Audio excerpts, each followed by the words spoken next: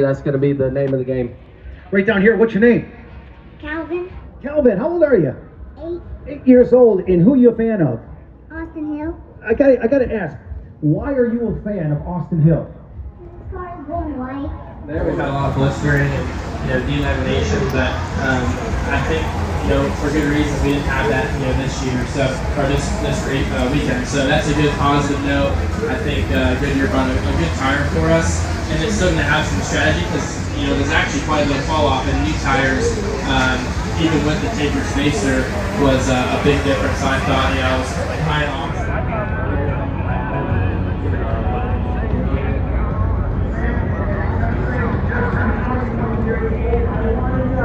What the party was like.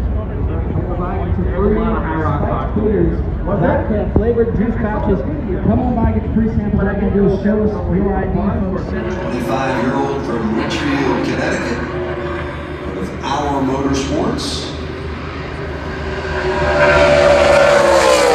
675 miles per hour for Samuel Smith. Again, that is 13th. Todd Gilliland and Daniel Hemrick, the top 5. Cody Ware is 6th. And we're going to look on board Kyle Busch as he comes off of turn number 4. 400 winner Jimmy Johnson on the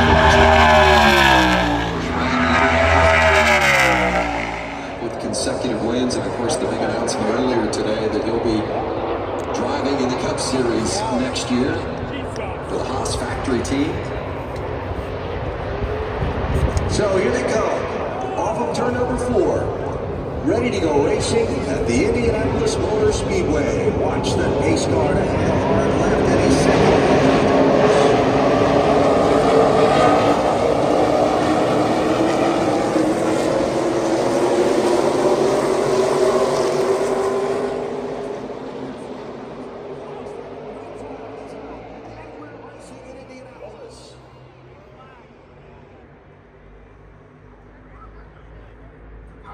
Sorted out turn 1, lap 1, side by side into the corner.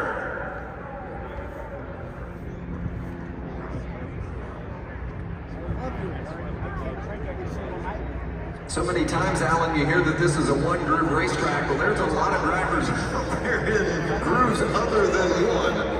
Free ride deep into the field. Here they come down the back straightaway first time. It is Custer who establishes the lead, the challenge for second.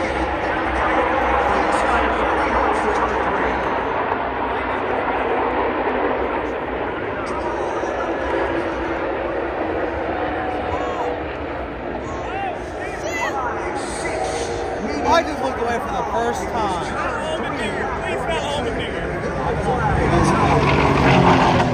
Pit road, and we're going to try and get this going again. The Pennzoil 250 with Cole Custer leading the inside row and Riley Hurst leading the outside row, just like we did in the initial start.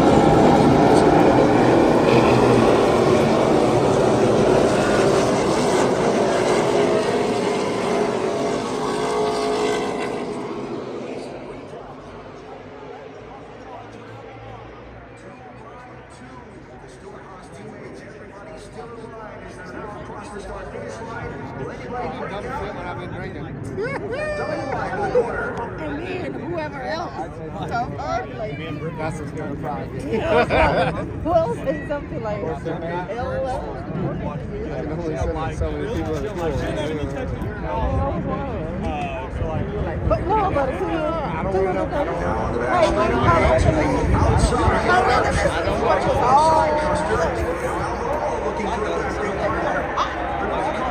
Watching something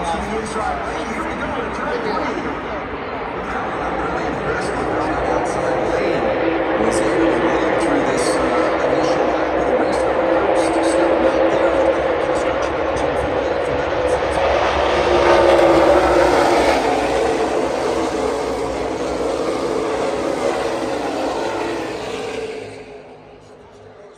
Lane trying to hang tough. Allmendinger getting help from Allgaier. Side by side.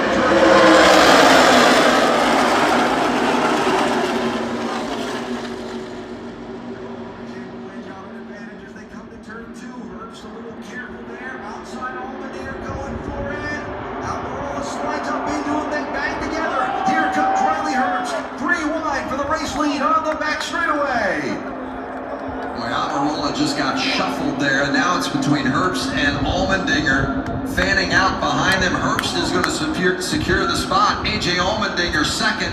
Cole Custer taking a look. He'll slide into the third position. Justin Allgaier will tuck in line in fourth off of turn number 4, while Eric Almirola continues to try and fight his way back into line, but it's Riley Herbst who comes to the yard of bricks and reassumes the lead of the Pennzoil 250. Look at the fight for Almirola, still caught up in the outside lane. They're shuffling him.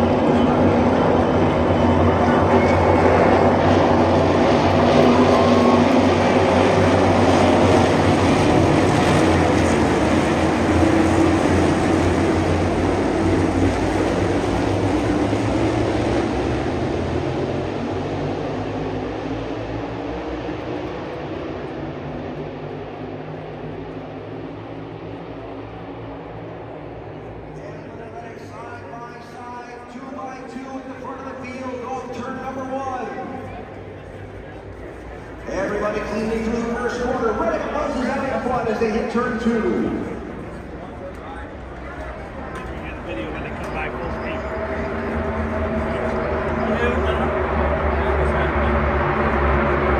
Now to turn number 3 for the first time. It's Reddick, Hamlin, Elliott. Then Larson, then side by side.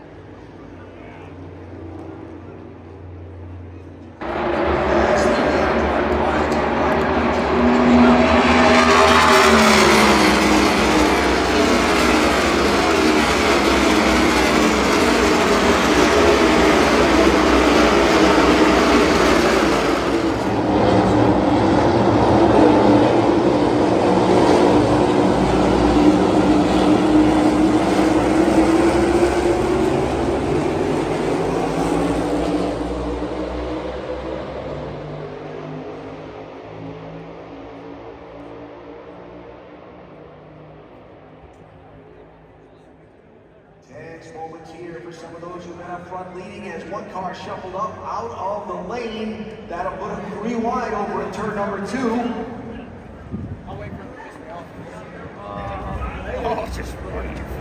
Looks like he got away with it. Everybody makes it off the corner. Still too wide, about a dozen cars back. And out of that exchange, John Hunter Nemechek takes the race lead. Nemechek out in front.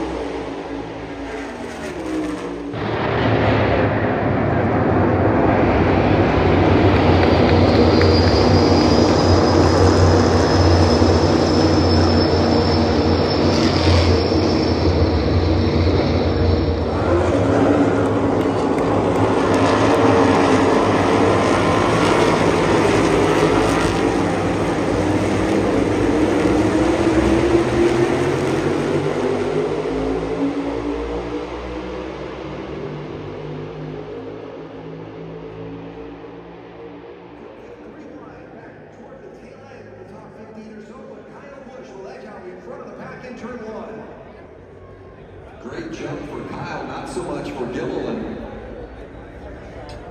Found a way to duck down the line and find his face. That's Ryan Blaney on the outside of turn number 2 as they charge to the back straightaway.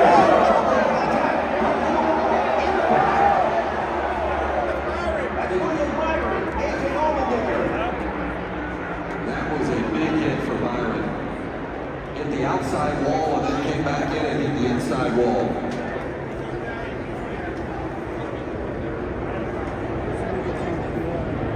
So third caution of the race is out. The bunched up pack off of turn number 2. So all they are reverse trying to get away, but they can't.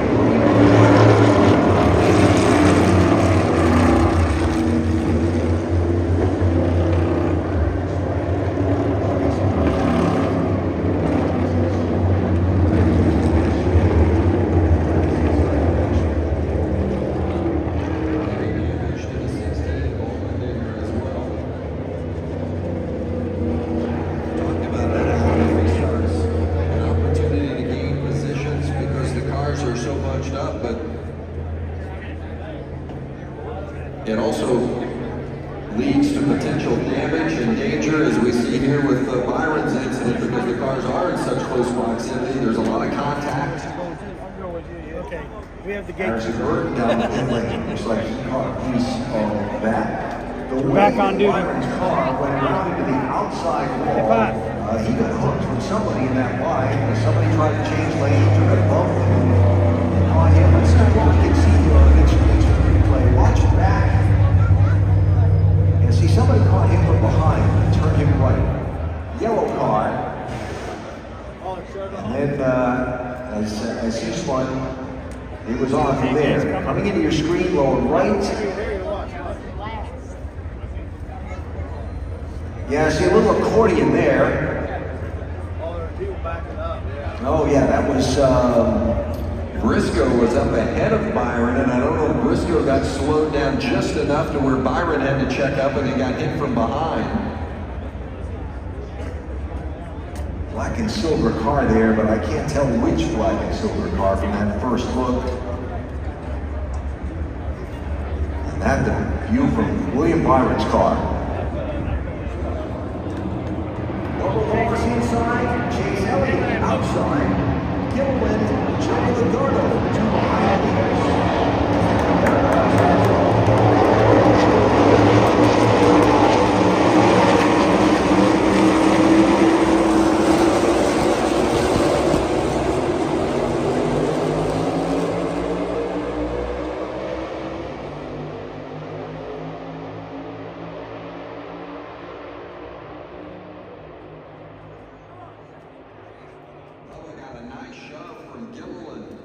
But has yet to clear Elliott as Chase pulls up on the outside.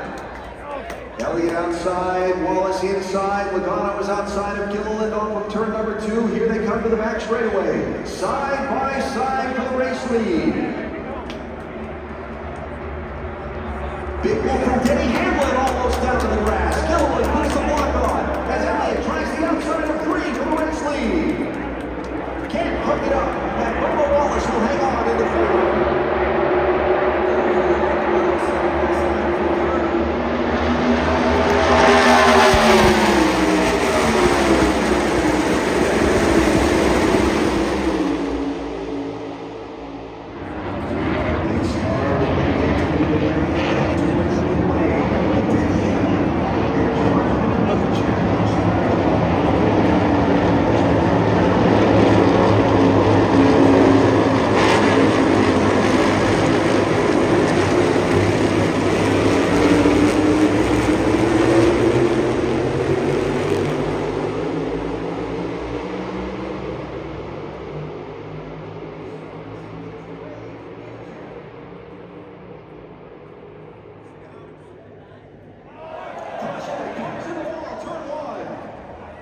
Joey Logano.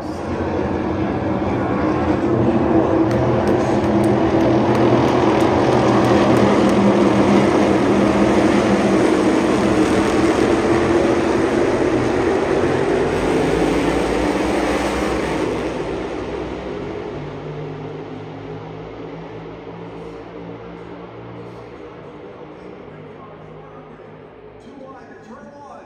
Do they all come back out the other side? What a great drive around the outside. Ross Chastain just powering to the front.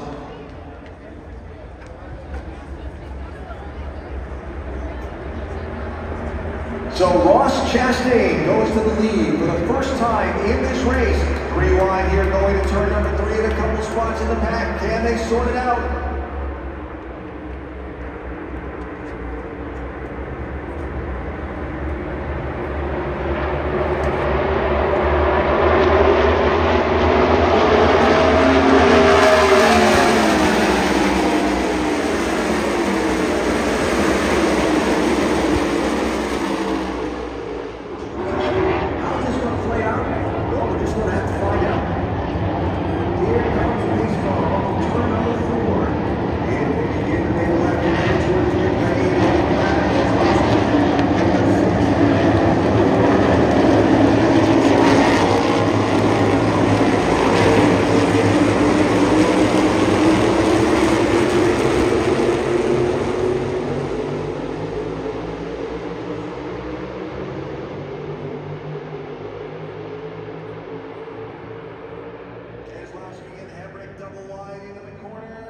Still stacked up double wide all the way back about 10 rows deep. Keselowski will get the advantage off of 1.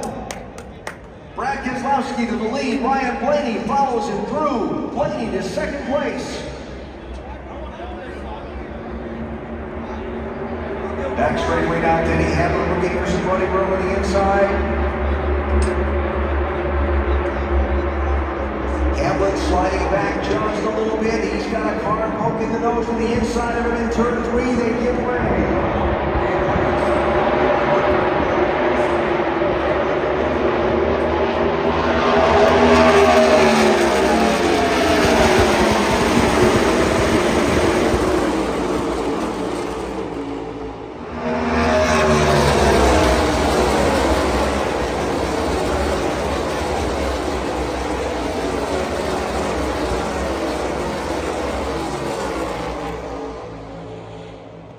Turn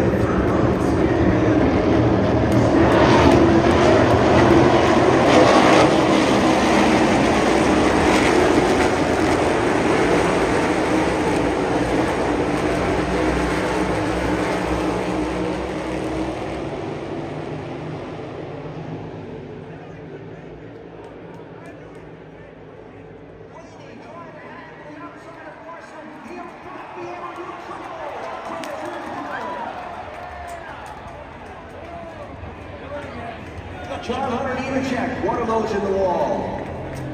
Is that Denny Hamlin, all torn up.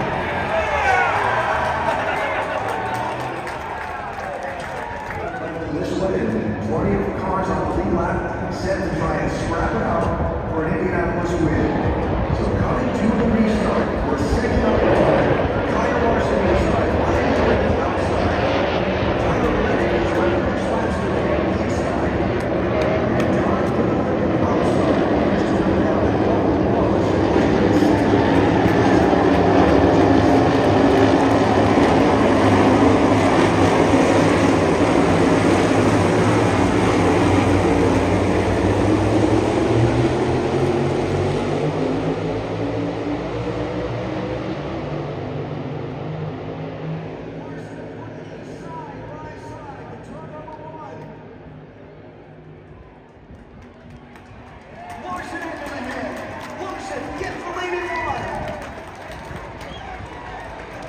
Reddick jumps ahead of Blaney into that second spot just as we projected, and it's going to be Reddick now trying to chase it.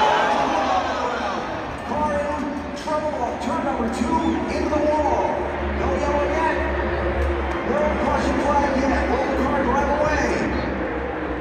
Turn number 3, Larson by 2, 3 car lengths over Reddick. It is Ryan Priest. He is moving the right away.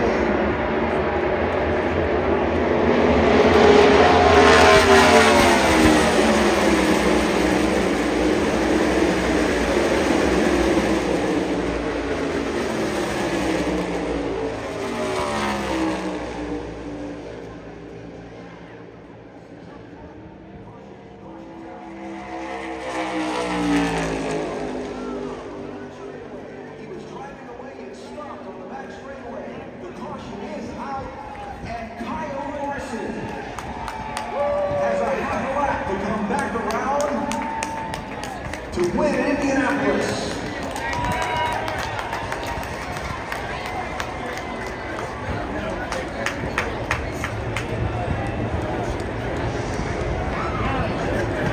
What a charge through the late laps. Had to fight his way up to the front of the pack. Done away on the overtime. Restart overtime number 2.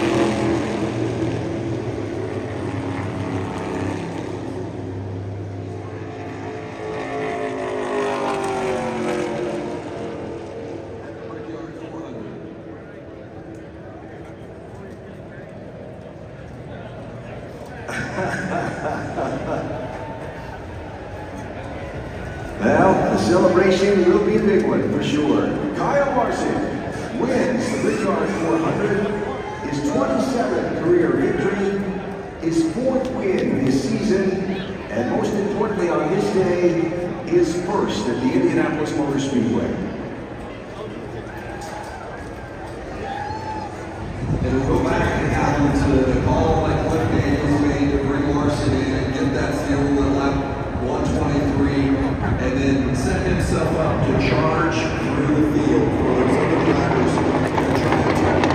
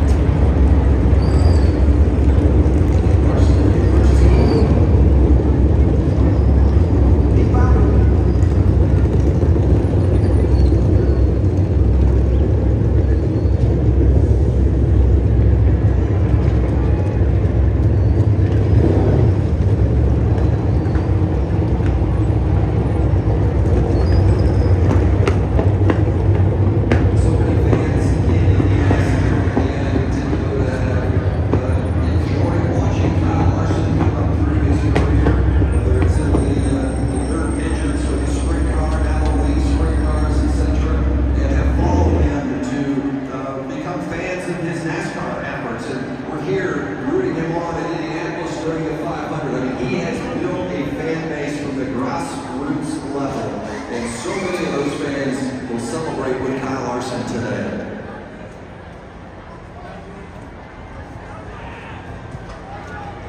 They started with Ricky. For Mr. Hendrick and Hendrick Motorsports. Kyle Channing Larson. I told you they fell in love with him during the month of May. Kyle, you won some big races in your career, but this is Indianapolis. Is this ranked #1 now? It's for sure up there. Like you mentioned, this is just such a prestigious place and such hallowed ground, and pretty neat to just get an opportunity to race here on the oval again.